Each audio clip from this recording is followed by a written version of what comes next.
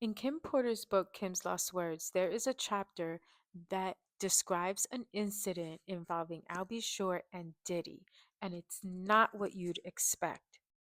It describes an intimate situation, and it makes you wonder, could this be connected to why Albie Shore and Diddy may have had a falling out? So fast forward, Albie Shore ends up in a coma in 2022, says that there was a bounty on his head.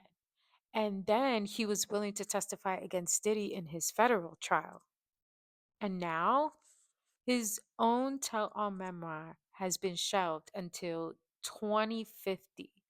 Simon and Schuster allegedly wanted more Diddy dirt, maybe even this story, but Al refused.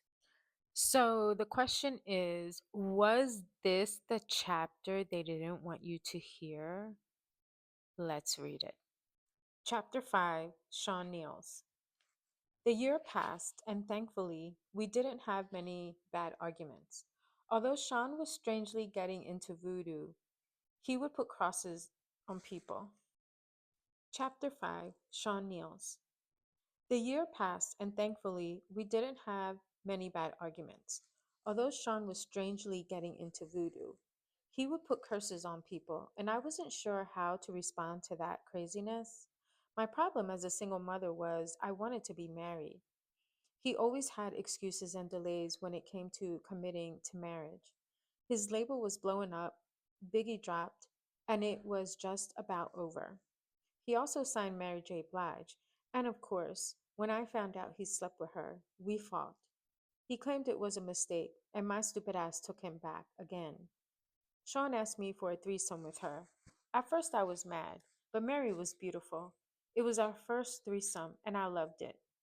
Mary was sexy. I would not be doing this a lot, but it was so hot, I was young, and exploring my sexuality was enticing.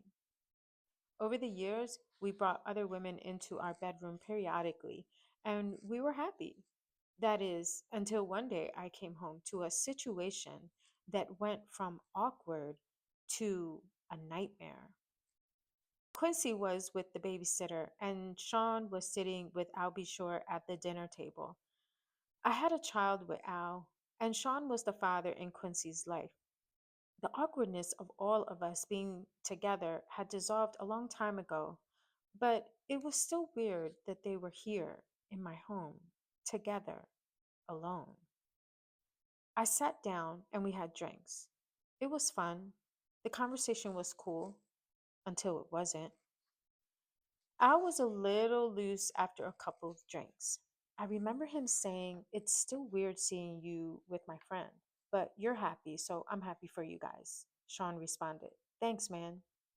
Me and you, we've shared so much."